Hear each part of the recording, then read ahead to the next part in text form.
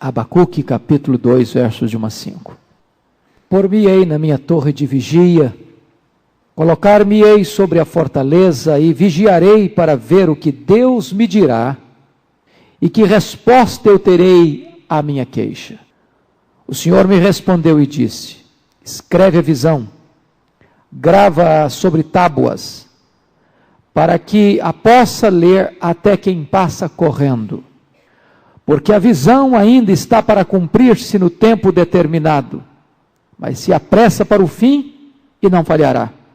Se tardar, espera-o, porque certamente virá, não tardará. Eis o soberbo, sua alma não é reta nele, mas o justo viverá pela sua fé. Assim como o vinho enganoso, tampouco permanece o arrogante, cuja gananciosa boca se escancara como o sepulcro e é como a morte que não se farta. Ele ajunta para si todas as nações e congrega todos os povos. Nós vamos meditar sobre o tema quando o céu acalma a terra. Quando o céu acalma a terra. Esses 5 versículos que nós acabamos de ler tratam basicamente de 3 grandes tópicos.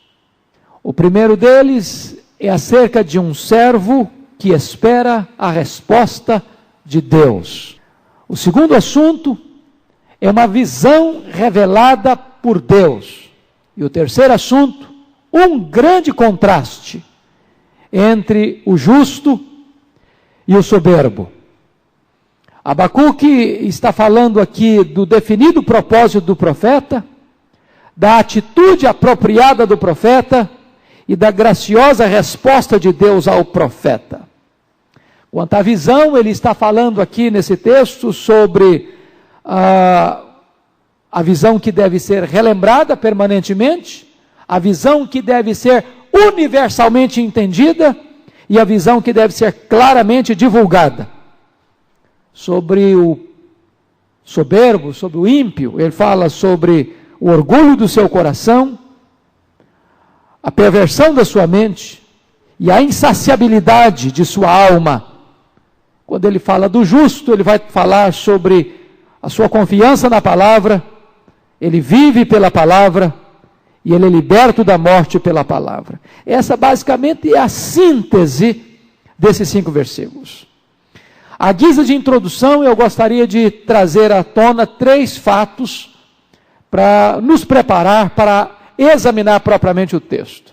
E o primeiro ponto, à guisa de introdução, é que pela oração nós podemos apresentar a Deus as nossas mais profundas angústias. Note você que oração para Abacuque é mais do que apenas um exercício devocional. Oração para Abacuque é uma espécie de terapia.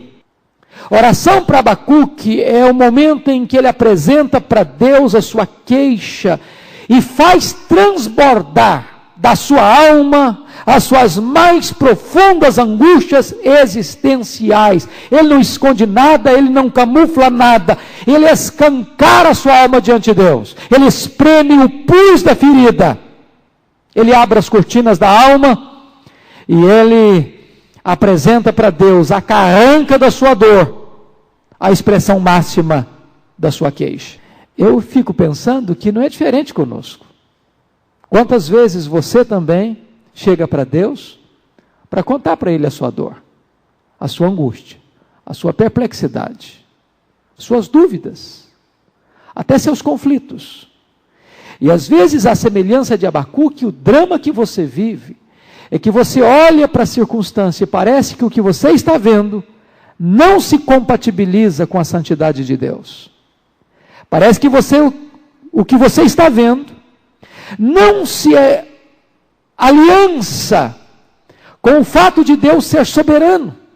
Parece que o mal está prevalecendo, parece que a injustiça está ganhando de goleada, parece que a iniquidade está sem freios, com as rédeas soltas, parece que o trono de Deus está passivo, parece que o céu está silencioso, e você então entra num processo também de angústia, de aflição, E é no turvelinho desse desespero que você também pode ouvir, como Abacuque ouviu, uma revelação de Deus.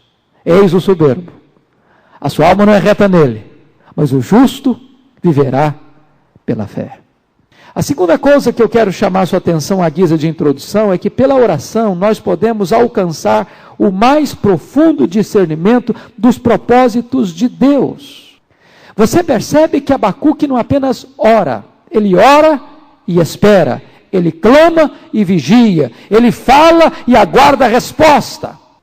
E se você percebe, ele tem perplexidades profundas e quer discernimento cristalino dos planos e dos propósitos de Deus. O que ele não consegue entender, pelas lucubrações mais profundas da sua mente, ele entende quando se põe de joelhos em oração. Há um ponto aqui, irmãos, magnífico. Quando você ora, os olhos da sua alma são abertos.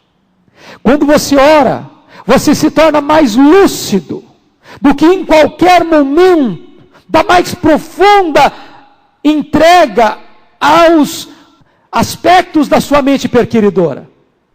Se você notar e ler a Bíblia nessa perspectiva, você vai perceber que sempre que os homens e mulheres de Deus, nas suas angústias, nos seus dilemas, nas suas crises, se colocaram de joelho, houve uma iluminação.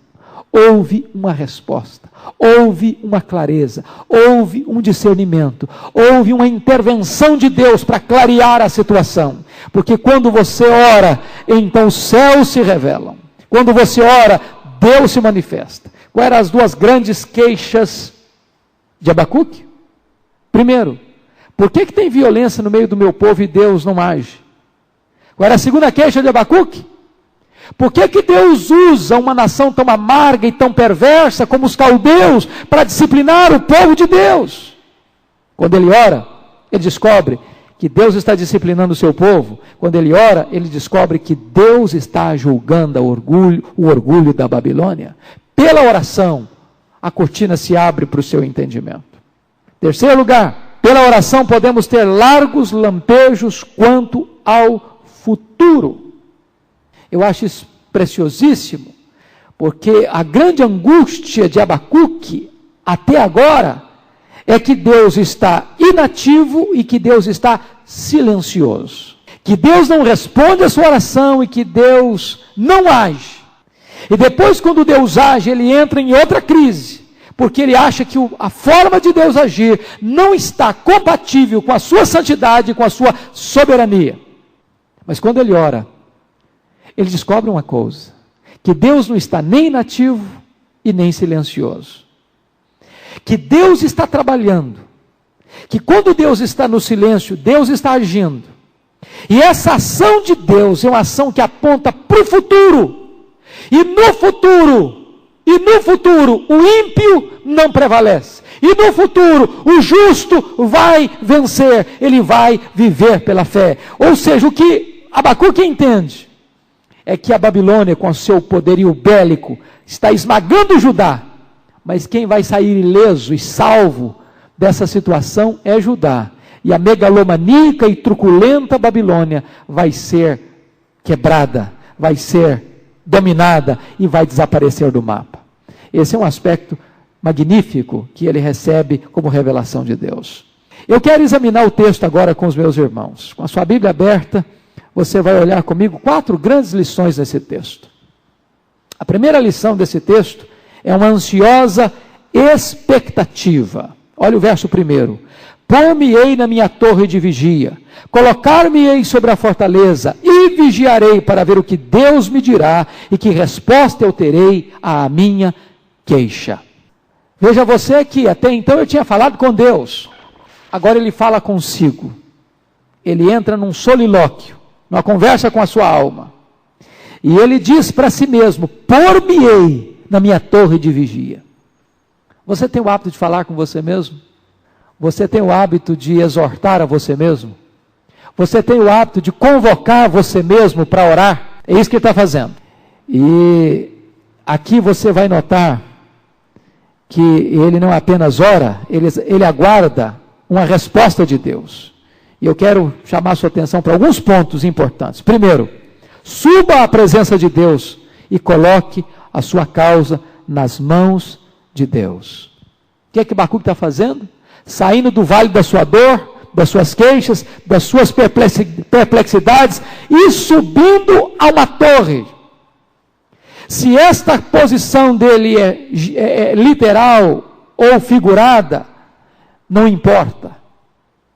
O que ele está querendo dizer para você e para mim é que tem hora que você precisa sair do torvelinho da crise, que você precisa sair do turbilhão das dificuldades, que você precisa se retirar, que você precisa deixar um pouco de lado o problema, afastar-se um pouco dele e concentrar a sua atenção em buscar a Deus, para apresentar a sua causa para Deus, para colocar a sua queixa diante de Deus, para expressar para Deus a sua dor, a sua angústia, a sua necessidade, a sua aflição. É isso que ele está fazendo. Ele está apresentando para Deus a sua causa. Na verdade, se você perceber, ele está desabafando diante de Deus e não diante dos homens. Muitas vezes nós levamos as nossas causas para os homens, mas não as levamos para Deus. Nós buscamos o ouvido confidente do homem, mas não buscamos o trono da graça. Ele está pegando esta outra via, ele está falando com Deus, ele está conversando com Deus, ele está tentando se desligar do seu problema e descansar em Deus. Ele diz: eu vou sair desse vale de depressão, eu vou para a minha torre de vigia, eu vou galgar as alturas, eu vou olhar para Deus e para Ele somente. E aqui, irmãos, é que ele quer nos ensinar o seguinte, que muitas vezes nós temos que sair desse cipoal do problema, que nos arrocha, que nos sufoca, e deixar de olhar para a circunstância, para olhar para Deus. Se você e eu nos prendermos ao problema, focarmos no problema, mirarmos apenas a enormidade do problema, a grandeza da dificuldade, a ferocidade do inimigo que conspira contra nós, nós vamos ficar alarmados, desesperados. O que ele faz? Ele sai do miolo do problema, sobe na sua torre de vigia e diz: Deus, agora eu vou esperar no Senhor. Eu não consigo vencer essa circunstância. O problema é maior do que a minha força. A Babilônia é extremamente mais poderosa do que Judá. Judá não pode resistir. Judá muito menos pode vencer a Babilônia. Então, Deus, eu vou esperar do Senhor uma resposta. Ele sobe para a sua torre de vigia. Qual é essa figura? O que isso significa? Se você ler na Bíblia atentamente, existia a figura lá do atalaia, ou do vigia. O que era o atalaia? O atalaia era aquele soldado que ficava no ponto mais alto da muralha. Via de regra, as muralhas tinham torres. E nessas torres, existia um local onde o atalaia ficava. A função do atalaia era ficar antenado, era ficar de olho aberto, era ficar vigiando o panorama. Qualquer movimento, qualquer novidade, ele tinha que tocar a trombeta, ele tinha que avisar o povo do perigo, da ameaça. E o profeta Ezequiel chega a afirmar, tanto no capítulo 3 quanto no capítulo 33 do seu livro, que se um atalaia não avisasse acerca do perigo, e a pessoa morresse, o sangue era cobrado dele. Essa era a função do atalaia: vigiar, estar atento para a invasão de um inimigo, a ameaça de um inimigo. Ele deveria estar de olhos abertos para ver o que estaria acontecendo ao seu redor. Note você, nós precisamos também subir para a nossa torre de vigia. A torre de vigia de Daniel era o seu quarto. A torre de vigia do apóstolo Paulo muitas vezes foi a sua cela, a sua prisão. A sua torre de vigia, segundo Jesus, pode ser o seu quarto com a porta fechada. Eu não me importa se essa torre de vigia é um local geográfico, o certo é que pode ser uma atitude do seu coração. Mas você e eu precisamos nos retirar e buscar a Deus, buscar uma resposta de Deus às nossas angústias, às nossas perguntas, às nossas queixas. Segundo lugar, Aguarde uma resposta específica de Deus ao seu clamor. Olha o verso 1, quando ele diz ainda: pôr-me-ei na minha torre de vigia, colocar-me-ei sobre a fortaleza, e agora diz: e vigiarei para ver o que Deus me dirá, e que resposta eu terei à minha queixa. Irmãos, notem aqui um segundo ponto da oração. Orar não é apenas falar com Deus. Orar não é apenas apresentar a Deus a sua necessidade, ou a sua queixa, ou a sua dor. Essa é a primeira parte da oração. Mas também faz parte da oração o aguardar, o esperar a resposta de Deus. É impossível orar sem ter a expectativa da resposta. Não é orar se você ora e não espera a resposta. Se você não aguarda a resposta. Se você não vigia o que Deus vai fazer. Essa é uma coisa maravilhosa. E aqui, se você perceber, ele quer ouvir Deus falar. Oração não é um monólogo, oração é um diálogo. E desta maneira, quem fala precisa ter os ouvidos atentos para ouvir. O silêncio reverente depois da oração é algo fundamental. Eu falei com Deus, o que Deus vai falar comigo? Que resposta eu terei? Como virá essa resposta? Como é que Deus vai responder ao meu clamor? Deixa eu dizer para você. Se nós não tivermos essa expectativa de ouvirmos a resposta de Deus, nós estaremos desonrando a Deus com esse procedimento. A fé inclui essa expectativa da resposta, esta esperança da resposta, essa posição de um vigia, que aguarda a chegada de um retorno, de uma resposta, de uma intervenção, porque na verdade o atalaia não subia na torre apenas para vigiar o inimigo, não, ele também subia a torre para aguardar uma cooperação do aliado. Então quando você ora, você sobe na torre de vigia, não apenas para falar com Deus, mas para receber de Deus a resposta, para receber de Deus a sua palavra. Essa é a esperança da resposta, que é o teste da nossa fé. Terceira coisa, tenha liberdade de abrir o seu coração para Deus. Versículo 1, é interessante que ele diz aí: e eu vou aguardar o que Deus me dirá, e que resposta eu terei à minha queixa. Você já fez oração queixa? Alguma vez você já fez isso? Você entende oração às vezes como queixa? O que é uma queixa? É uma reclamação. É você dizer para Deus: olha Deus, eu não estou entendendo. Eu não estou compreendendo, eu não estou alcançando. A situação está de um jeito, Deus, que eu não posso entender, como sendo o Senhor santo, permite uma situação dessa, como o Senhor soberano permite uma situação dessa. O que esse profeta está querendo nos ensinar é que ele tem liberdade para apresentar a Deus a sua queixa, o seu lamento, o seu grito de dor. Ele questiona a ação perversa dos caldeus contra Judá e alça ao céu suas duas perguntas perturbadoras. Quais são as duas perguntas perturbadoras? Ele não consegue conciliar o caráter santo de Deus com a impiedade e violência do seu povo, e ele não consegue conciliar a soberania de Deus com o método de Deus de usar os caldeus para disciplinar o seu próprio povo. O ponto aqui, irmãos, é que ele tem liberdade de ser honesto com Deus, de não camuflar seus sentimentos para Deus, de abrir o coração para Deus e dizer o que ele está sentindo, de apresentar a sua queixa, de depositar aos pés de Deus a sua ansiedade, de falar com Deus aquilo que está doendo no seu coração. Segundo ponto da mensagem: uma gloriosa visão. Olha aí os versículos 2 e 3. O Senhor me respondeu e disse: escreve a visão, grava sobre tábuas, para que a possa ler até quem passa correndo, porque a visão ainda está para cumprir-se no tempo determinado, mas se apressa para o fim e não falhará. Se tardar, espera-o, porque certamente virá, não tardará. Nós vamos olhar alguns pontos dessa visão. Primeiro, uma visão recebida. Versículo 2. Note isso. A visão veio a Abacuque em resposta à sua oração.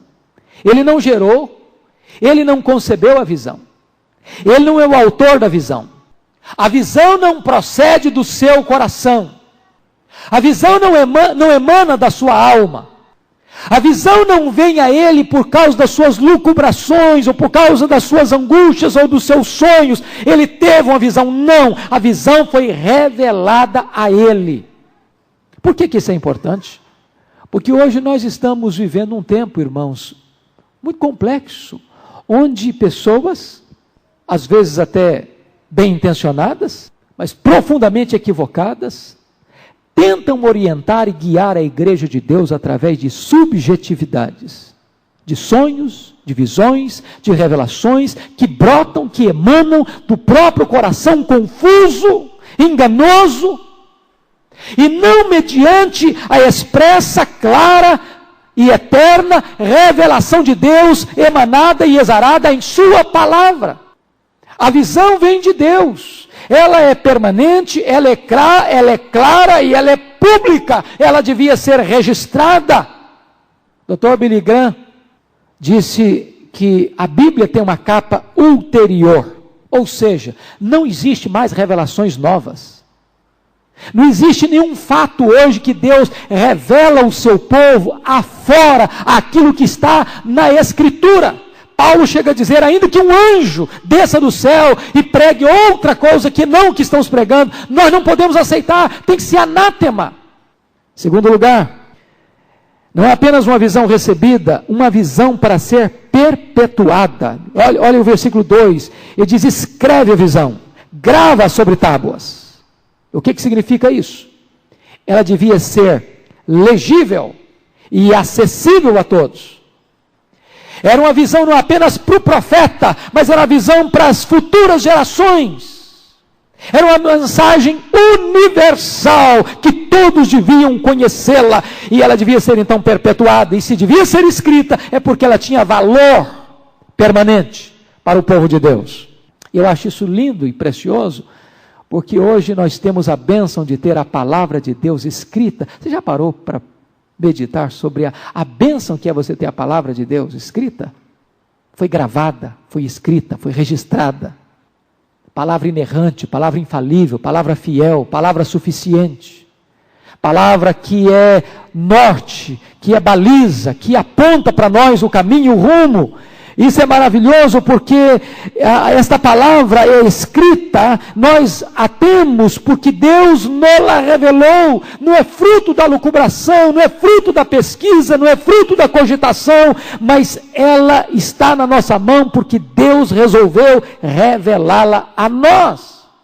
Terceiro lugar, é uma visão para ser divulgada. Note você que o profeta diz que até quem passa correndo tinha que ter capacidade de lê-la. Na verdade, o que Deus está mandando Abacuque fazer é grafar numa placa de pedra ou de barro esta visão. Eis o soberbo, sua alma não é reta nele, mas o justo viverá pela fé. Diríamos hoje que Abacuque estaria espalhando pelas ruas, pelas avenidas e pelas praças de Jerusalém, outdoors, com esta mensagem. Desta maneira, Abacuque vai se transformar no primeiro publicitário do céu. E ele haveria, então, de ser o pioneiro da publicidade bíblica. Quem passava correndo tinha que ler. E eu acho isso maravilhoso, sabem por quê? Porque a Bíblia diz que Deus nos falou de diversas maneiras. E Deus está dizendo aqui que nós temos que usar os recursos da publicidade para tornar a sua palavra clara, disponível, ágil, para que o máximo de pessoas possa lê-la.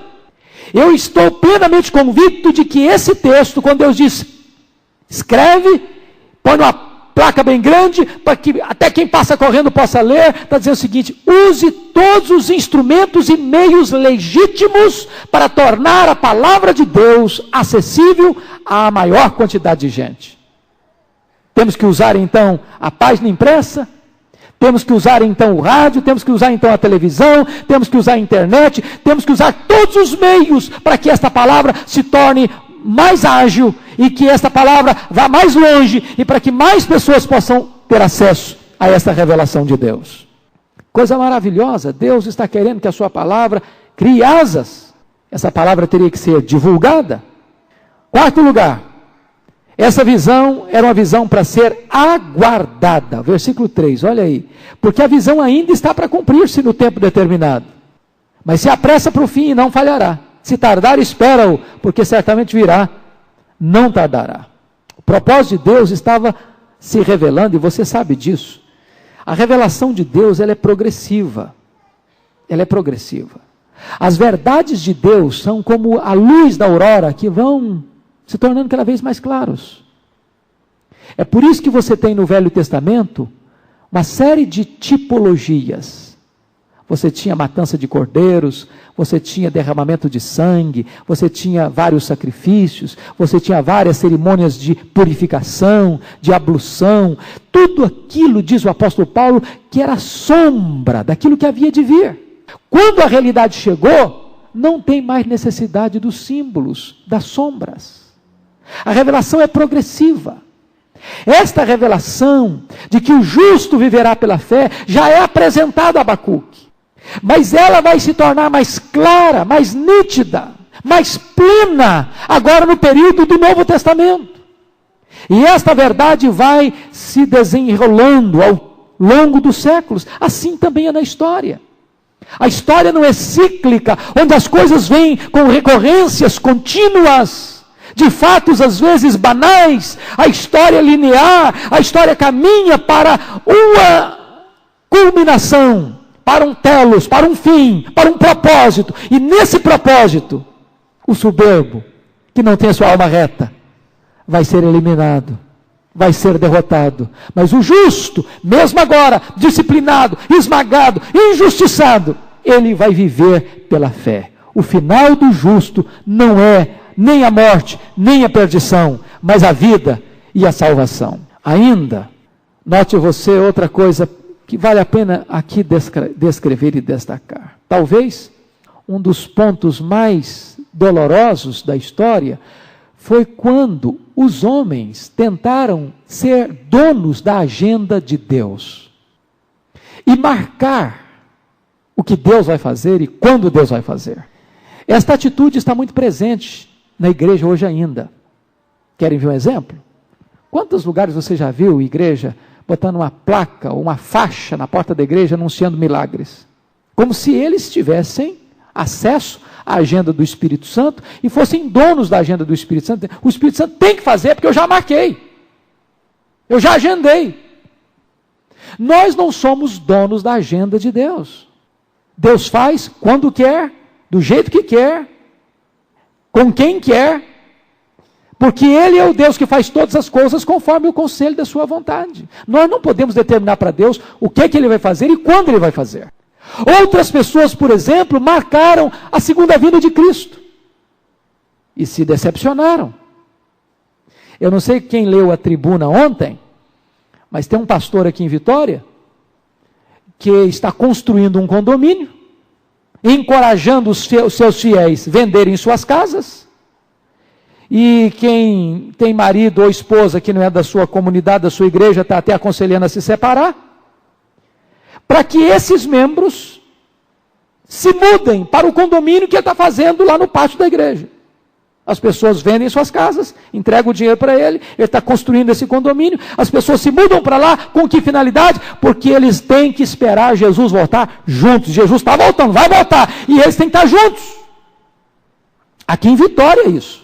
Esta é uma atitude equivocada, esta é uma atitude errada, esta é uma atitude imatura, e o que é triste é que tantas pessoas, inocentemente, estão caindo nas mãos dessas pessoas espertalhonas, espertalhões, ou às vezes rotundamente equivocados. Quinto lugar, uma visão que jamais poderá ser frustrada. Diz o texto aí no versículo 3. Se tardar, espera-o, porque certamente virá, não tardará. O que Deus faz é perfeito, o que Deus diz se cumpre. Nada pega Deus de surpresa. Nada pega Deus cochilando. Ele não vigia, ele não cochila nem dorme, diz o Salmo 121. Então o que Deus prometeu, Ele vai cumprir. O que Deus falou, Ele vai fazer. E esta é a visão que o profeta recebe. Terceiro lugar, terceiro ponto da nossa meditação. Um grande contraste. Olha comigo os versos 4 e 5. Eis o soberbo, sua alma não é reta nele, mas o justo viverá pela sua fé. Assim como o vinho enganoso, tampouco permanece o arrogante, cuja gananciosa boca se escancara como o sepulcro e é como a morte, que não se farta. Ele ajunta para si todas as nações e congrega todos os povos. Se você notar, Abacuque 2,4, tornou-se a senha ou o lema da cristandade. Este versículo 4 aqui é a chave de todo o livro. Aliás, este versículo 4 de Abacuque 2 é o tema central de todas as Escrituras. O Talmud chega a afirmar que Abacuque 2,4 é a síntese, o resumo de todos os 613 preceitos dados por Deus a Moisés no Sinai. Aqui está um contraste entre o soberbo e o justo, entre aquele que tem fé e o incrédulo, entre aquele que espera em Deus e aquele que está confiado em si mesmo. Vamos olhar 2 pontos então aqui para nossa compreensão. Primeiro, vamos olhar o caráter e a conduta do ímpio. Há 3 coisas que eu chamo a sua atenção. Primeiro, o ímpio, o soberbo, ele tem a sua relação errada com Deus. Eis o soberbo. O que é soberba?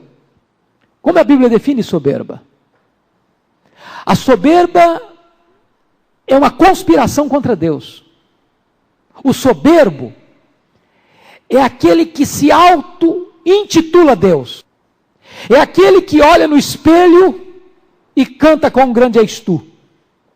É aquele que aplaude a si mesmo. É aquele que se curva genuflexo e adora a si mesmo. O soberbo conspira contra Deus. É por isso que diz 1 de Pedro 5,5 que Deus dá graça aos humildes, mas resiste ao soberbo. A palavra resistir lá no grego é declara guerra contra ele. Por quê? Porque ele está em oposição aberta e flagrante contra Deus. Quem é o soberbo aí? Os caldeus.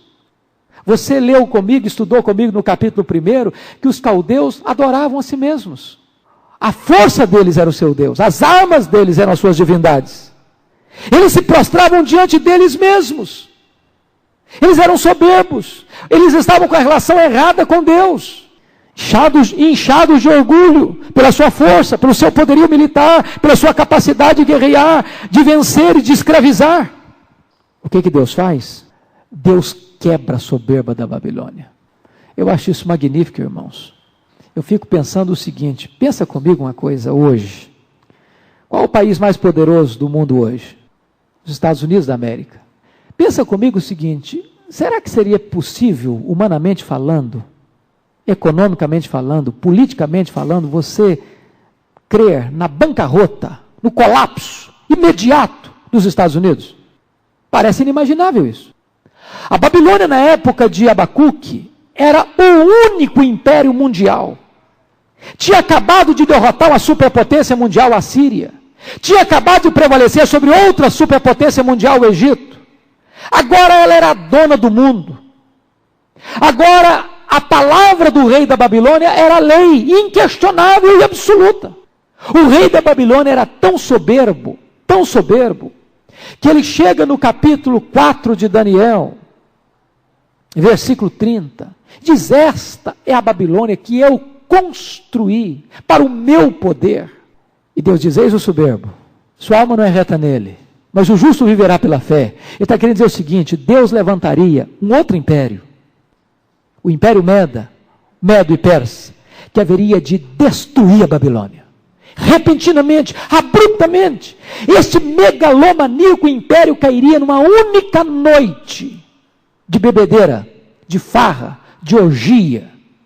Porque enquanto eles estavam bebendo, o rei Medo-Persa, o rei Ciro, estava desviando o curso do rio da Babilônia e entrando com o seu exército para dentro das muralhas da inexpugnável cidade da Babilônia. A Babilônia tinha muralhas tão grandes que Dava para passar 2 carros aparelhados em cima da muralha. Era uma cidade inexpugnável.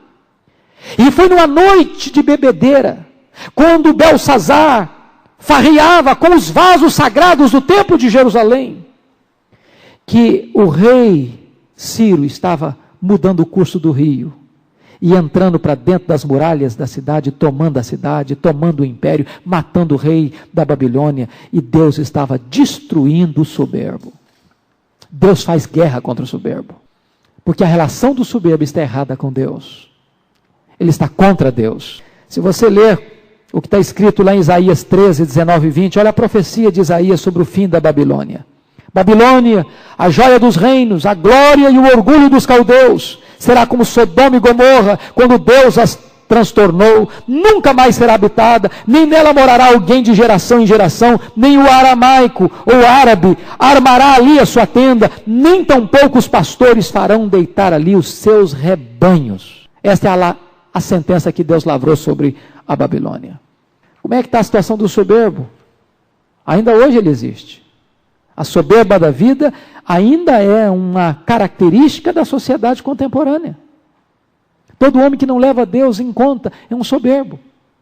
E se ele não tomar cuidado, a Bíblia diz que aquele que endurece a sua cerviz, o soberbo, será quebrado repentinamente, sem que haja cura. Segundo lugar, o soberbo não apenas tem uma relação errada com Deus, o soberbo tem uma relação errada consigo. Olha ainda o versículo 4, quando ele diz assim: sua alma não é reta nele. E essa expressão, sua alma não é reta nele, traz a ideia do seguinte: que o ímpio, no seu interior, ele está depravado, ele está corrompido, os valores estão completamente de ponta cabeça, ele se deleita naquilo que Deus abomina, ele aplaude aquilo que Deus rejeita, ele repudia aquilo que Deus requer.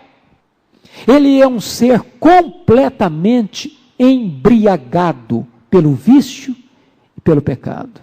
Assim como o vinho, está aqui no versículo 5, deixa o camarada bêbado, sem siso, sem equilíbrio, sem domínio próprio, e ele perde o ponto de equilíbrio, de sensatez, ele está em crise consigo mesmo. Assim estava o caldeu, ele estava em crise com ele mesmo, ele adorava ele mesmo, ele se prostrava diante dele mesmo, ele cultuava a sua própria força, ele está com a relação errada consigo mesmo, e Deus então está condenando o caldeu por causa disso. Terceira coisa, sua relação estava errada não apenas com Deus e consigo, sua relação estava errada com o próximo.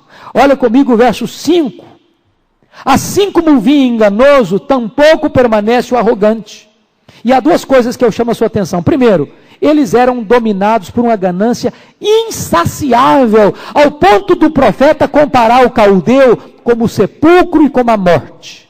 O sepulcro e a morte são insaciáveis, eles querem mais, não se satisfazem nunca. Qual era a ganância do caldeu?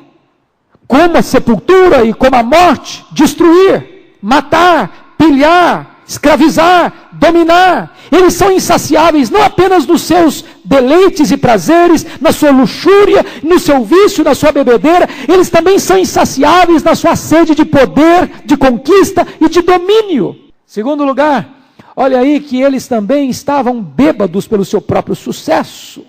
No próprio versículo 5 mostra isso. Cuidado com o sucesso. Talvez não tenha nada mais perigoso que o sucesso. É por isso que a Bíblia tem tantos alertas sobre isso. Por exemplo, se a sua riqueza prospera, não ponha nela o seu coração. Qual foi o problema do caldeu? O problema do caldeu é que ele não entendeu que a posição em que ele estava não era fruto das suas conquistas e dos seus méritos, mas a posição em que ele se encontrava era uma posição que Deus o havia colocado, e ele não se humilhou diante de Deus. Preste atenção nisso. A posição que você ocupa no seu trabalho, na sua empresa, na sua família, nos seus negócios, a posição de honra que Deus colocou você, Deus colocou você.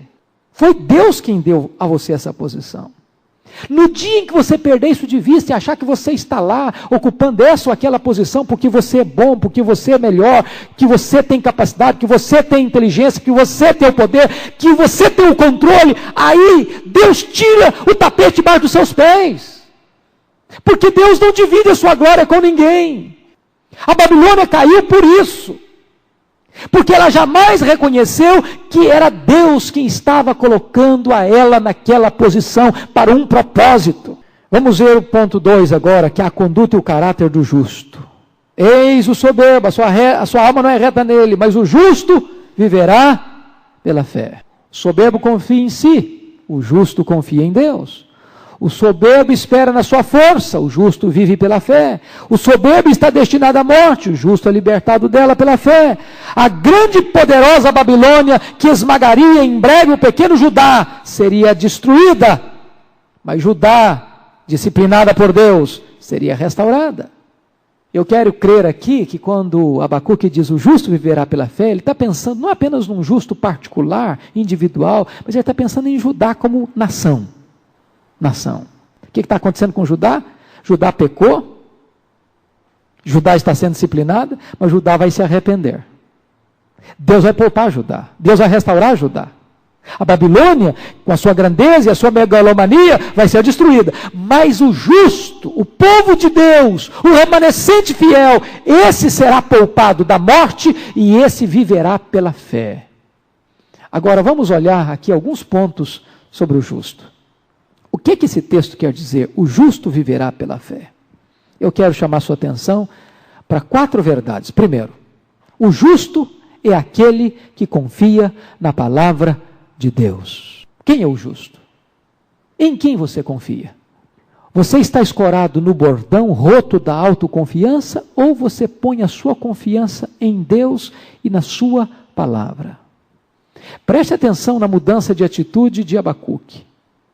Ele começa reclamando, ele começa queixando, e ele termina esse livro cantando. Não que a circunstância mudou, mas ele está agarrado na palavra de Deus.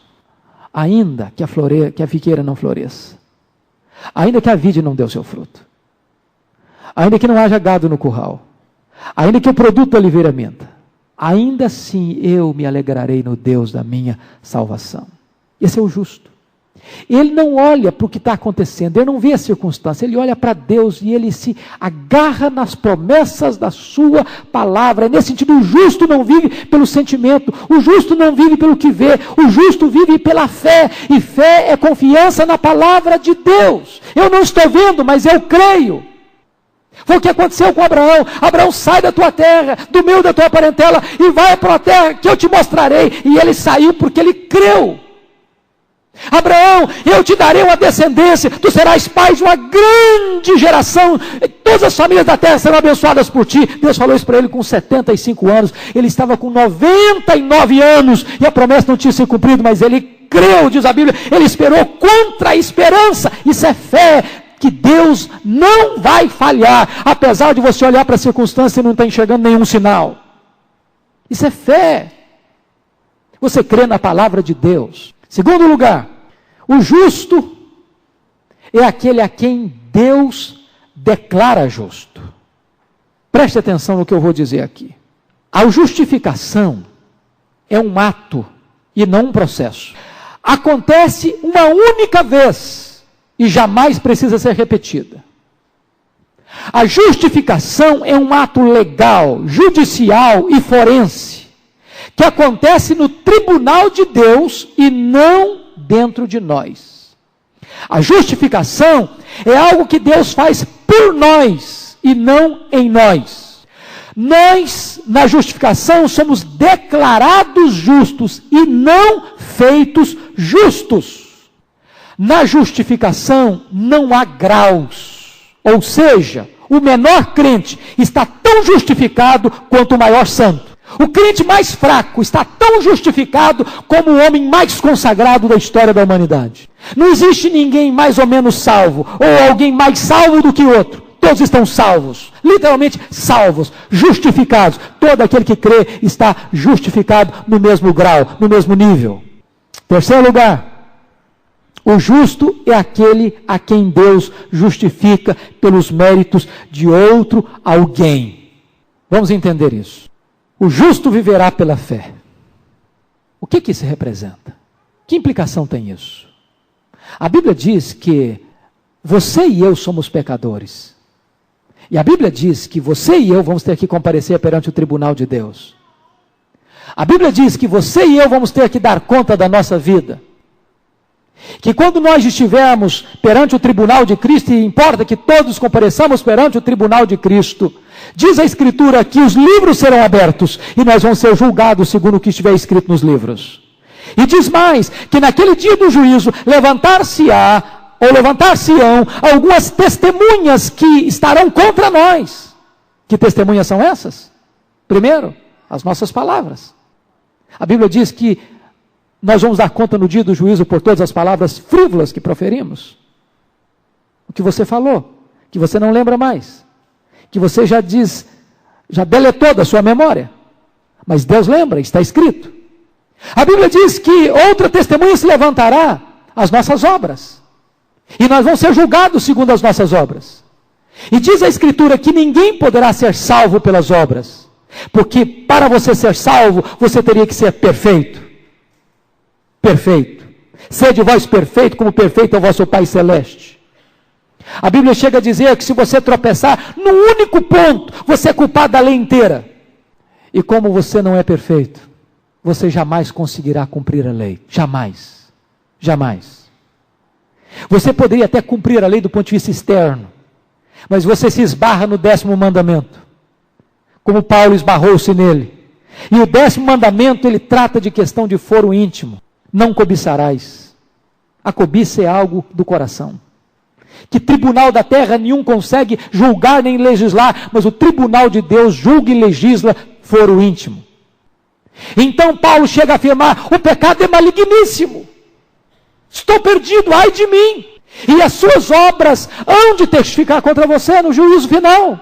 Mas tem mais, em terceiro lugar, outra testemunha se levantará nesse juízo. Que testemunha? As suas omissões. O que você deixou de fazer. Jesus afirma lá em Mateus 25, que quando ele vier na sua glória, ele vai se assentar no trono, e ele vai separar as nações, um para a direita, outro para a esquerda, e vai dizer às que tiverem à sua esquerda, apartai-vos de mim, malditos, para o fogo eterno, preparado para o diabo e seus anjos. E o que essas pessoas fizeram para ir para um destino tão terrível? Não fizeram nada. Absolutamente nada. Jesus disse, eu estive com fome e não me deste comer, com sede e não me deste beber, nu e não me vestiste, preso não fostes ver-me, doente e não me visitaste, forasteiro e não me abrigaste. E eles vão dizer, mas quando que te vimos assim? E Jesus vai responder, todas as vezes que deixaste de fazer a um desses pequeninos, a mim o deixaste de fazer. Você pode estar dentro da sua casa, não fazendo mal para ninguém, não falando mal para ninguém, de ninguém, e cometendo um pecado de omissão. Mas ainda, mais difícil, mais complexo, há de se levantar no juízo os seus pensamentos, os seus desejos, as suas motivações íntimas. Quem pode escapar? Quem pode escapar? Se Deus resolvesse fazer o que fez com Belsazar e começar a escrever na parede o que você e eu pensamos essa semana, já seria o suficiente para nos botar com a cara no chão de vergonha. E a Bíblia diz que Deus vai trazer e julgar o segredo do coração dos homens. Então note você que o homem não pode justificar-se a si mesmo. O homem não pode salvar-se a si mesmo. O homem não pode atender a esta demanda de Deus. Então o que Deus fez? Deus mandou um outro alguém. Deus mandou o seu filho como substituto, como representante, como aquele que vinha tomar o nosso lugar, assumir o nosso lugar. E quando Jesus foi à cruz, Deus pegou os seus pecados, as suas mazelas, as suas palavras, as suas obras, as suas omissões, os seus pensamentos, e lançou tudo isso sobre ele. E naquele momento a Bíblia diz que ele foi feito pecado por você. Ele foi feito maldição por você. E quando ele estava na cruz, diz a Bíblia que ele pegou o escrito de dívida que era contra você, rasgou e encravou na cruz e declarou, está consumado, está pago. Você não deve mais nada. Você está justificado. E aí nós precisamos entender algo glorioso. Entender o quê? É que a justificação é muito mais do que perdão. Muito mais. Porque se Deus tivesse apenas perdoado a nossa dívida, nós não teríamos dívida, mas também não teríamos crédito. O que Jesus Cristo fez foi pagar a sua dívida e botar na sua conta um crédito infinito, a sua plena e total justiça. Isso é justificação. Mas ainda, em quarto lugar, o justo é aquele que é justificado mediante a fé. O justo viverá pela fé. Nós temos que entender isso. Porque muita gente confunde isso, achando que a base da justificação é a fé. E não é verdade isso. A base da justificação não é a fé. A base da justificação é o sacrifício de Cristo na cruz. A fé é o instrumento de apropriação dos méritos de Cristo. Você é justificado mediante a fé pela obra de Cristo. A fé é o instrumento de apropriação e não a base. A base foi o que Cristo fez na cruz do Calvário, o seu sacrifício substitutivo. Pela fé, você toma posse dos benefícios da morte de Cristo em seu favor. Ela é instrumental, a fé. E agora eu quero concluir com o último ponto, que é bem rápido, e eu apenas vou mencionar, que é uma esplêndida repercussão. O justo viverá pela fé. E eu quero dizer que esta repercussão tem 4 aspectos. Primeiro, a importância dessa verdade nos dias do profeta Abacuque. Qual era a mensagem imediata para Abacuque? Quando Deus disse para ele: eis o soberbo, sua alma não é reta nele, mas o justo viverá pela fé. Dizendo assim para ele: meu filho, acalma o seu coração. Quem vai ganhar essa peleja não é a Babilônia, é Judá. A Babilônia é o soberbo, o caldeu é o soberbo, sua alma não é reta nele, ele vai ser quebrado, ele não vai ter cura, mas Judá arrependida, Judá disciplinada, Judá restaurada, Judá que crê, Judá que espera em Deus, Judá que crê na palavra, esse vai ser o justo e esse viverá pela fé. Uma palavra de esperança e de vitória. Qual a importância dessa verdade da justificação pela fé para o apóstolo Paulo? O apóstolo Paulo, o maior teólogo do cristianismo, inspirado pelo Espírito Santo, usou esse texto de Abacuque 2,4 para lançar o fundamento da sua maior tese teológica, a doutrina da justificação pela fé, exposta de maneira tão magistral na sua carta aos Romanos. Olha que coisa maravilhosa, irmãos. Abacuque 2,4 é o alicerce, é a base da maior doutrina evangélica, da maior tese doutrinária e teológica, do maior expositor do Novo Testamento, o apóstolo Paulo. E essa doutrina é a doutrina principal, é a verdade mais gloriosa pregada na história da igreja. Terceiro lugar, a importância dessa verdade para Martinho Lutero. Abacuque 2,4, conjugado com Romanos 1,17, o justo viverá pela fé, foi a pedra de esquina da reforma protestante do século XVI. Quando o monge agustiniano, lá no seu mosteiro, pôs os seus olhos em Romanos 1,17, que é uma interpretação ou a versão neotestamentária de Abacuque 2,4, os olhos da sua alma foram abertos e ele foi convertido ao Senhor Jesus Cristo. Mais do que isso, Abacuque 2,4, Romanos 1,17, foi o grande instrumento que ele usou para trazer à tona e à luz o resgate desta verdade apostólica contra uma pregação equivocada da igreja romana da época, que pregava a salvação pelas obras. E ele apanha essa verdade de Abacuque 2,4, Romanos 1,17, para anunciar a bendita verdade que a salvação é pela graça, mediante a fé em Cristo Jesus. Mais tarde, o grande avivalista inglês, no século XVIII, John Wesley, ouvindo a leitura do prefácio da carta que Lutero escreveu sobre esta carta, o justo viverá pela fé, essa verdade, o justo viverá pela fé, ele se converteu, John Wesley, e vai se transformar no grande evangelista, no grande avivalista daquele século XVIII na Inglaterra. E finalmente, qual a importância dessa doutrina para nós hoje? Eu estou absolutamente seguro de uma coisa: a igreja mantém-se de pé com esta verdade da justificação pela fé, ou cai se ela abandonar essa doutrina da justificação pela fé. Não há cristianismo sem justificação pela fé. Não há igreja cristã sem a pregação da justificação pela fé. No dia que a igreja abandonar esta verdade axial do cristianismo, ela deixa de ser igreja cristã para ser uma igreja apóstata. Esta verdade não é uma verdade lateral, esta verdade é a verdade absolutamente essencial do cristianismo. Daí a relevância do profeta Abacuque, daí a importância da exposição desse texto de hoje. Que Deus nos ajude, que Deus nos abençoe, que Deus nos faça cada vez mais firmes e arraigados nesta gloriosa verdade. Amém.